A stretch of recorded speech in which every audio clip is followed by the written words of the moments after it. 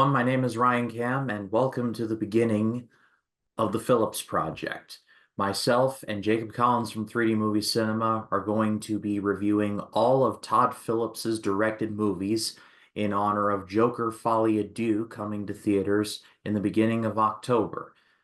Todd Phillips, outside of Joker, is someone that I've never really done a deep dive into his filmography, so this is going to be very interesting. He's directed all the Hangover movies. He's directed, of course, Joker, which I'm going to be re-reviewing for the sake of this project with Collins. And then, of course, Joker Folie à Deux when the time comes around. And The Hangover as well, which I have never seen. So this is going to be new territory for me, but Jacob Collins has seen most, if not all, of these movies, so he has been All of them. very excited to do this. So, Jacob, how you doing? Yeah, which I mean, I know some people can say, well, what about his first his MTV days and stuff like that? I'm like, we're doing mostly he directed movies that he wrote, he directed. Okay, we're not doing I know people can say, well, he directed Borat, parts of Borat, but I'm like, no, that's still Larry Charles is credited as the director, and Ryan liked to point out to me because the Waterworld situation. He says, unless it is directed, has the director credit, we are not considering that a project by that director. Ghost directors don't count, which is why I've always considered Poltergeist a Tobe Hooper movie, even though Steven Spielberg totally directed that movie, just saying. Yes. But let's kick off the Phillips project by taking a look at Todd Phillips's very first directorial film, Road Trip. This was released in the year 2000. As Collins pointed out to me before we went live, this came out the same weekend as Gladiator, only the movie that won the Academy Award for Best Picture that year, and the Disney movie Dinosaur. So it was a rather interesting time to go to the movie theaters that weekend. But the movie starred Sean William Scott, Breckin Meyer, and brace yourselves, folks, Tom Green. Yes, the Tom Green that you are thinking of. Daddy, would you like some sausage? Daddy, would you like some sausages? It tells the story of a group of college seniors, one of whom, played by Breckin Meyer, is in a long-distance relationship. He records a tape to send to her to say, "Baby, I love you. I'm always thinking of you." But he believes he accidentally sent a sex tape of sex with a girl that is not his girlfriend. The girlfriend, by the way, is played by Amy Smart. And so they all get into a van that they steal from a school for the blind. Yes, this is the movie we're talking about here. And they all head to the University of Austin, Texas, to try and intercept the tape, and hijinks ensue. So I'll yield to you, Collins, in your experience with this movie first, because I am brand spanking new to this. So go ahead and take this one. Well, the first time I saw this was on TBS, and this was a cable version. Like they cut out the nudity, half the jokes, and I still thought it was a good, even without on a cable edited version. The jokes were, it was still a fun movie to watch. You know, like there's still plenty of humor in the movie. But the thing is, though, when you watch it on streaming, like we did earlier, because I don't own the movie on Blu-ray. One, I'm gonna buy that movie on Blu-ray, but I don't know why. But for some reason, some of the older 2000 movies are harder to get on Blu-ray. Like I think I'm 90% sure when I bought Not Another Teen Movie on Blu-ray, it was a pirated copy because literally that thing does not look legit at all. This movie is so fun. Like this movie is literally it was produced by Ivan Reitman too. Yes, the Ivan Reitman produced this. Yeah, director of Ghostbusters, like that Ivan Reitman, the one you're thinking of. I think the biggest strength for this movie is that it knows exactly what it is. It doesn't try to be anything more than beyond it. It's literally a very raunchy road trip movie, and the movie leans into the strengths of these very funny actors. And the movie, for a large chunk of it, really worked for me. I didn't expect too much from it. I turned out to be like, this was surprisingly really great. And I love the chemistry between all the main characters. Sean William Scott is pretty much Stifler in this movie. He's Stifler in a movie that's not American Pie, but he is funny here. Breckin Meyer is really good as well. Todd Phillips makes a brief cameo as a guy with a thing for feet, let's just say. And I don't understand. I don't understand because he cameos also in The Hangover and an old school. And mostly all of his cameos, it's in some kind of weird sexual fetish thing. It's always in that in all of his cameos in this. I'm like, okay, I understand if you're like if it's just a buddy of yours, but like you are the director and you're putting yourself in that role. Like it's kind of creepy. Like, I will say it's not as creepy as the writer of My Bloody Valentine remake putting himself in a sex scene with another actress. I'm not saying it's that messed up, but like I am just saying, all right, like I mean, come on. Ironically, that dude's name is Todd as well. Todd as well. There are some things I dislike in this movie. One of them being one of the co-stars of this movie, who I don't think is just one of the dumbest actors out there. Who has, I mean, I don't think he's a bad actor. I just think his shtick about acting weird does not always entitle you to being a good actor. And you know who I'm referring to, obviously. We might as well just rip the Band-Aid off now and talk about Tom Green. Now, Tom Green is very much an acquired taste. Like his prime was in this era. Like He was Eric Andre before Eric Andre. Like he would go pretty around much, yeah. doing that shit. He was doing shock humor, like he was doing Jackass without the stunts, as you so eloquently put it to me in the DMs.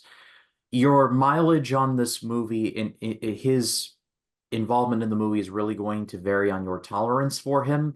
I didn't think he was that bad, and I think it really comes down to they didn't use him too much. Like he's basically the framing device. He starts out the movie as the campus tour guide, which I thought was just like I the thought was perfect. great. That was the perfect One of choice. the funniest one of the funniest jokes in the movie is whenever like that he says, I thought this thing says it was established in like 1952 or 51. And he goes, well, that's the address. Why is that? Like, I thought that was actually legit funny. I'm like, but then whenever he's like the damn mouse the whole time, I'm like, it's the dumbest thing ever. When he's like, Like he is way too into this snake eating this mouse. Like I'm just sitting there like you need to get a life.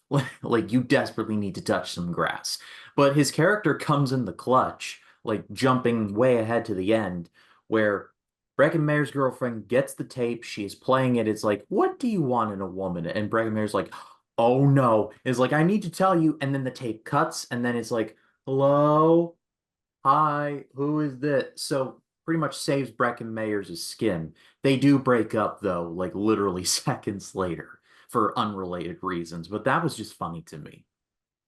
I will say, anytime he's the tour guide, when he's telling the story, it's hilarious. He's great in it. But then, whenever you get to the freaking mouse thing, or whenever there's like a sexy scene, that it just becomes weird because he's like two women that are topless.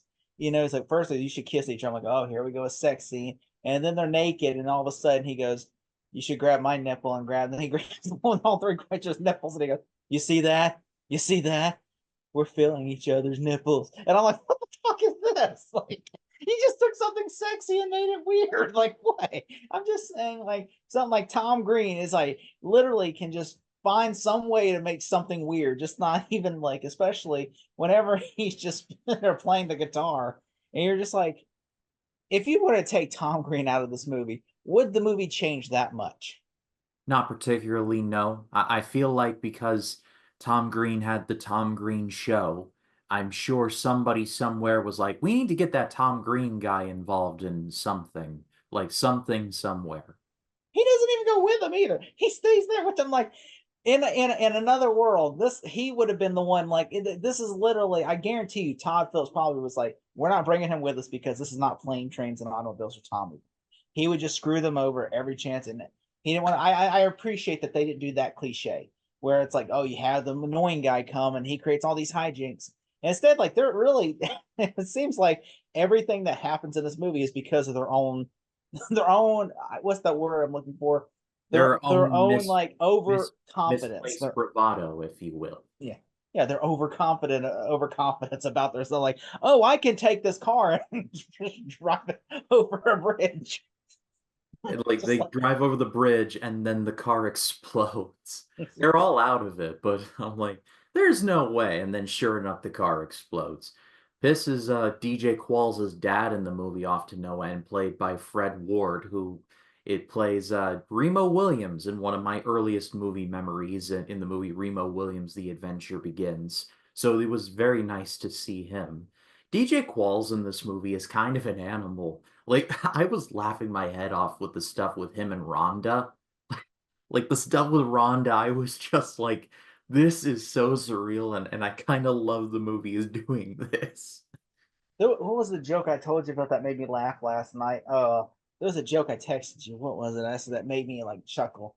It was at the beginning of the movie, I think. There is one thing I do think the villain of the movie is basically Anthony Rapp. It's like like I like the bidding war scene where they're like, he goes, has anyone got 30? He goes, me right here. He says, has anyone said? And he goes, I just said 30. I was like laughing. Anthony Rapp. Yeah, I think Anthony Rapp was really funny. What was I'm His, sitting there his trying to look. payoff, his payoff at the end of the movie was just so hysterical to me, which is funny because we just did a watch party for The Sacrament, and he literally does the comedic ending to The Sacrament, where he organizes a mass suicide. Then he drinks the Kool-Aid, he dies, and everyone else is just like, "Yeah, I'm not drinking this." Oh yeah, the joke I love is when Tom Green sends us sending the girl to Boston, Massachusetts. Boston. He's in Austin, Massachusetts, and she's going to Austin, Texas. And then she goes to Boston. Amy Smart, who by the way is an underrated actress, okay? She doesn't get enough love in movies. She is great in this movie, and I look She casually calls in a bomb threat to like save Breckin Meyers' skin, which would never fly today. oh, that's especially in a post 9/11 world. This movie was released pre 9. I guarantee you, this would have came out in 2001. They would have probably edited that out or cut it, reshot that. Exactly. But Which I will, yeah, Tom, especially when I love when he goes to Austin and all of a sudden he says it's the same girl. The girl has the same name and says your boyfriend is cheating on you, and she beats the shit out of his car, and she, yeah, hits him with a and he's like, baseball bat. she beats the hell out of him. And she goes, what's happening? He goes, oh, this girl, she caught her boyfriend cheating on him. And, oh, and she's like, I caused this. Just like beating the shit out of him with a bat. Just like, Just that actually was like, I die laughing.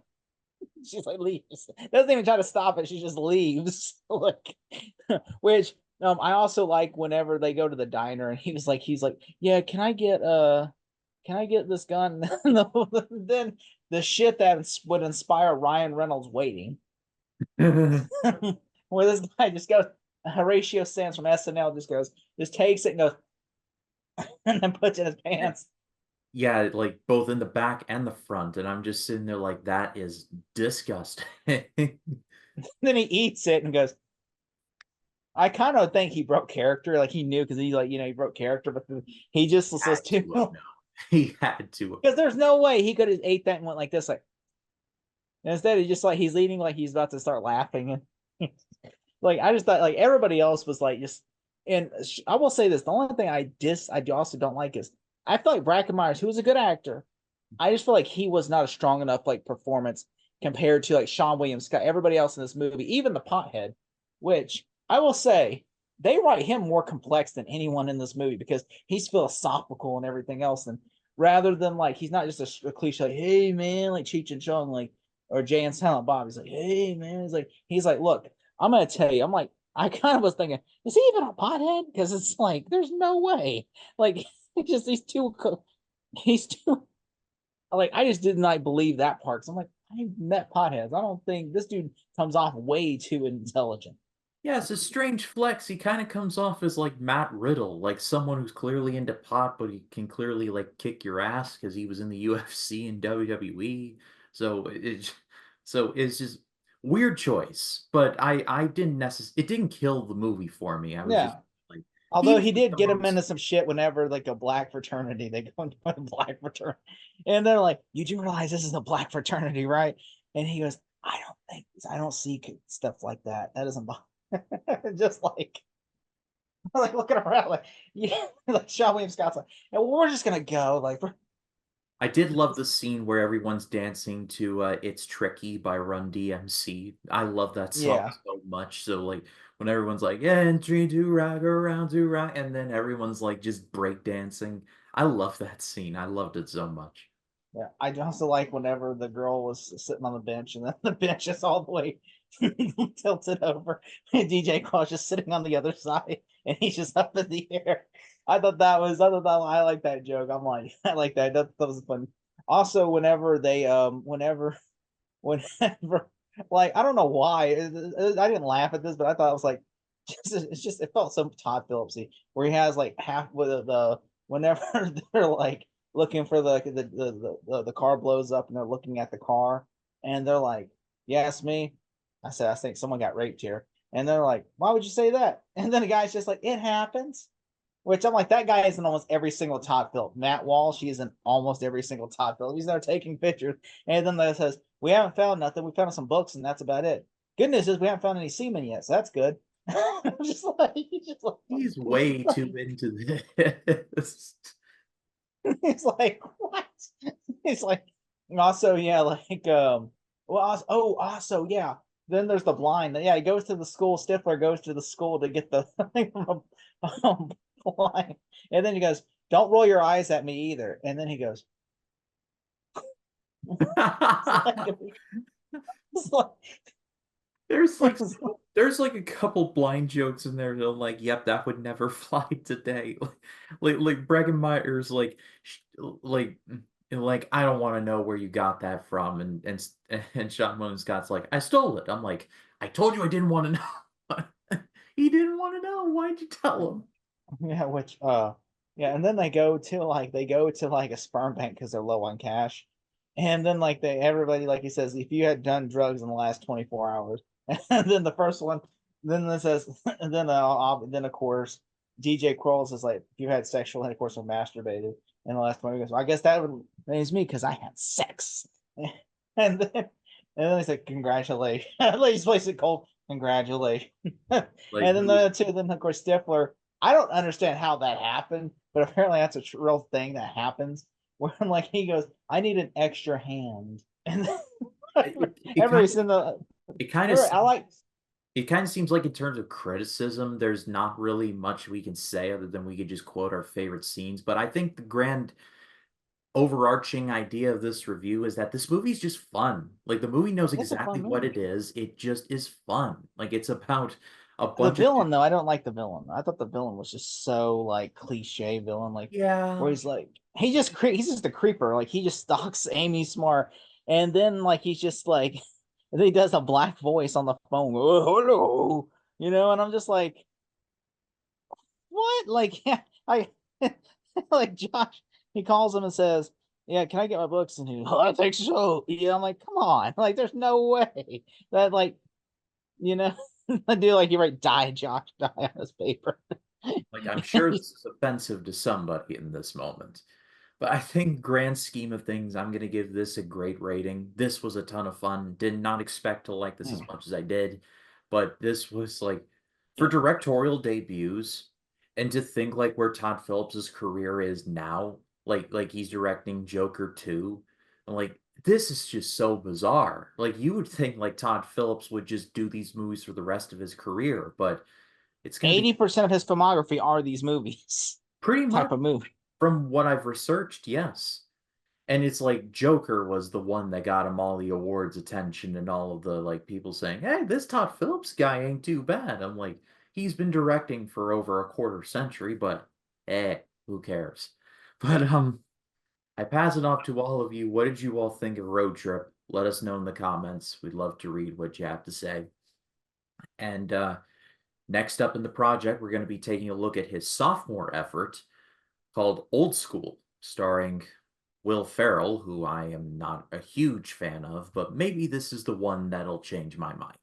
It came out the same year as Elf in 2003, and I love Elf. So maybe 2003 was just Will Ferrell's year and I'm missing out. But I mean, did you know that you want to hear something crazy? Well, I mean, we'll talk about this whenever we get to the Phillips project, the old school. But they literally wanted to reshoot the ending because they felt like they wanted to make it more of a comedy to match old school. interesting. By the way, Andy Dick cameos in this movie and in Old School. Andy Dick, by the way, if you haven't seen the movie, he plays like the guy in the hotel manager or whatever, who basically where the guy has to buy drugs and he's like, can I buy some pot? And he goes, are you asking if I'm a drug dealer? No.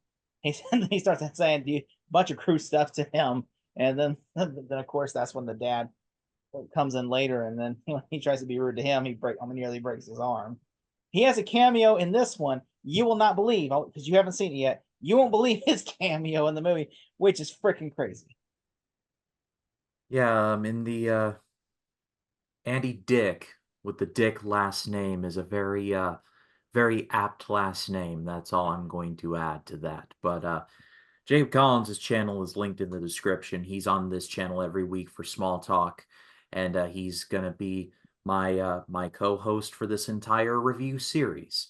But for Jacob Collins, my name is Ryan Cam. We'll see you talking old school in the next one. Y'all take care.